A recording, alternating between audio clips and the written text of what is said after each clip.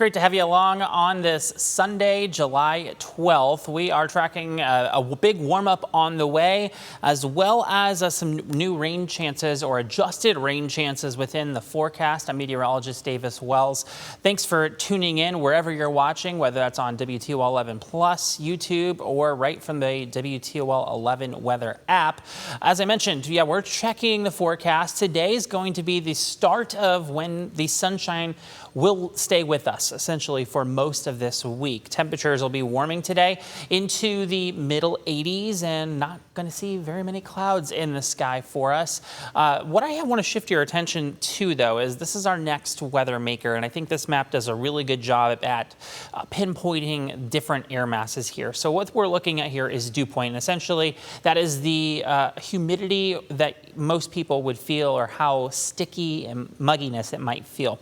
Areas in this darker green color, which essentially is most of the eastern U.S., are seeing higher dew point values, but then you notice well off to the west, right? So that's going to include areas out towards Vegas, down through Arizona, New Mexico, Colorado, really extending all the way up through the Pacific Northwest. There's much drier air in place.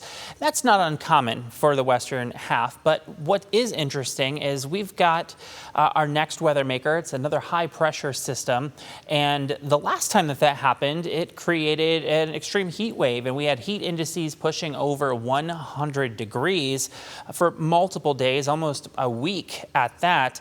This time, though, this is coming from the west, and the last time we had that heat wave, that actually came from the deep south, and that helped push in some of that rich Gulf moisture up our direction, and then it just kind of stayed parked.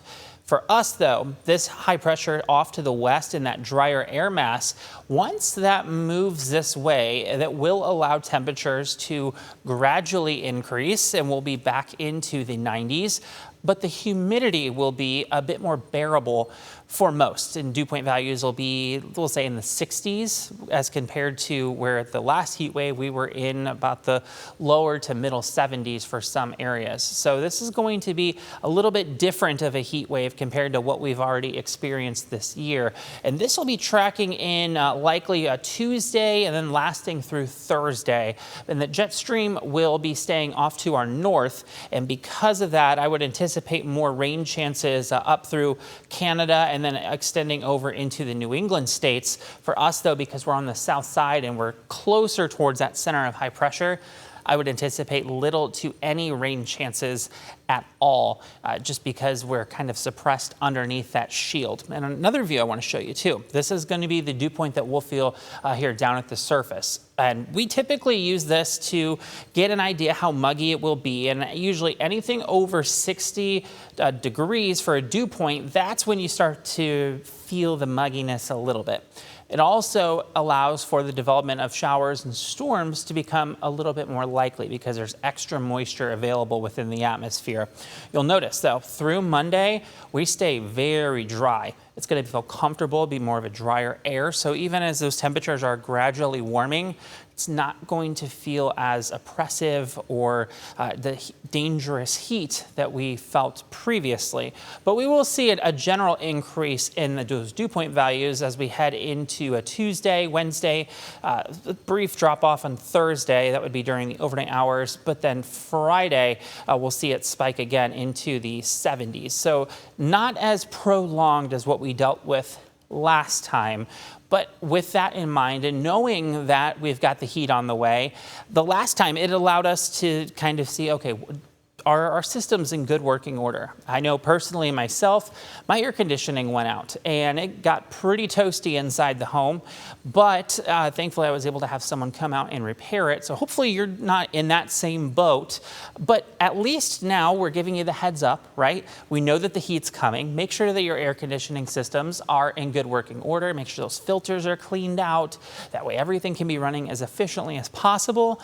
And that way then you can also stay cool as well. And I think most of the heat's going to land into our area for Tuesday, Wednesday, and Thursday. Highs will be into the 90s, some humidity as well. And still summertime. A lot of people are spending time outdoors. So take the time for the next couple days leading up to the heat to just drink a little extra water. So that way you're staying hydrated and your body is able to kind of fight against some of the heat that we'll be feeling over the next couple of days. Hour by hour, let's show you this. This is going to take us through Monday eventually. I'm just showing this to you to show that there's really not a whole lot going on. We're not even expecting very many clouds, if any at all. We'll be expecting clear to sunny skies pretty much all day. And because we're dealing with a bit more of a northerly breeze, that's why the dew point values will be a little bit cooler, and you'll notice that drier feel in the air. But still not a bad couple of days before things really start to heat up as we get closer towards Tuesday, Wednesday, and then especially on Thursday. Now, rainfall chances are pretty limited. I showed this yesterday. I always like to show kind of the similar maps so we can see how things have changed as the forecast has evolved. So this is through Thursday. Notice we are dry through Northwest Ohio, Indiana, even Michigan, Illinois. Most of those rain chances are still staying well down to the south through portions of the Commonwealth of Kentucky, down through West Virginia, and then even some additional rain chances further up to the northeast, closer towards Vermont, Maine. And then we start to see those rain chances kind of increasing right through southern portions of Michigan and even northern Ohio. That would be for next weekend. That's when those rain chances begin to increase ever so slightly. But I will say, I know we've dealt with a lot of flooding over the last week. I am not anticipating that to be the case. We're looking at some pretty minor rainfall accumulations. And even heading into next week, we'll still have some rain chances that we can pick up a little bit extra rain, but it does look like the heaviest of rains will stay closer towards the Cleveland and out towards Erie, Pennsylvania area. So we'll watch and see how this shifts, because weather models, they go back and forth every single time that they run. So we never want to necessarily take a model for granted, or that's going to be the solution. It's an idea. We're looking for trends to see how things are evolving. And as of right now, this is kind of the latest trend that we're seeing, is some of those heavier rainfall totals further up to in northeast Ohio. Now, with plenty of sunshine this week, you can probably expect the UV index is going to be elevated, considered very high. And you'll notice, we're seeing those values staying pretty high. Burn times will be in as little as about 15 to 20 minutes.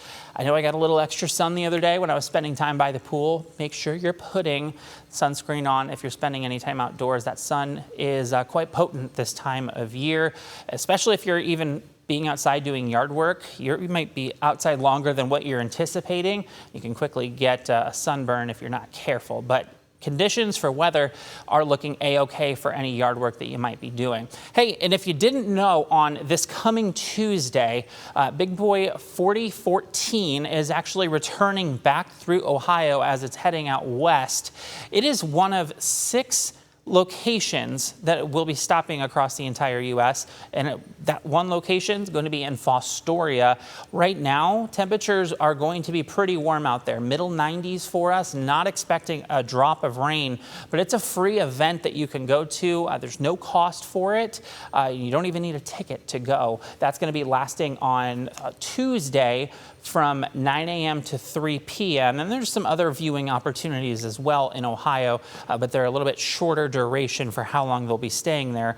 But if you want something to do or head out Fostoria on Tuesday, July 14th, the train will be out there from 9 a.m. to 3 p.m. Here's that extended forecast. Pretty quiet for a good chunk of this week. Temperatures will be building back up into the 90s by the time that we head in towards Tuesday, Wednesday, even into Thursday. And we start to see a gradual cooling trend. It's nothing drastic, but then that's when those rain chances start to come right back into the forecast, and a few shower and storm chances not out of the question. Temperatures, though, will are at least right now indicating that it will start to cool off. This isn't going to be as a prolonged period of heat that we dealt with last time. Yeah, it's going to be into the 90s, but we're going to start to kind of slowly fade right back off into the middle and lower 80s, especially by the time that we get towards the 20th and the 21st of July. Our average high is about 87 degrees, so we are still pretty close to that, but it might be running a couple degrees cooler, if anything at all. That is the latest on your WTOL 11 weather forecast. I greatly appreciate you tuning in to this extended version. We can dive a little bit deeper into the weather models and get you a greater, finer detail as to what to expect. But you can also get this same information from our WTOL 11 weather app. You can scan the QR code on your screen or just pop into your mobile app store. It is, you just search WTOL 11 and you can download that. You get future and your current radar. You get video updates from us. You can see the extended forecast. You can even look at traffic conditions too around the area. So if you're trying to make plans for this summer, make sure you have that as a handy resource, and it also will send along any urgent weather alerts that you need to know based off of your location, not necessarily your home or your work's location. You can do that too, but it's nice that it's keeping tabs on where you're located and if there's any potential impact or threat heading your way. That's the very latest on your 10-day forecast. Thank you so much for tuning in. Stay tuned.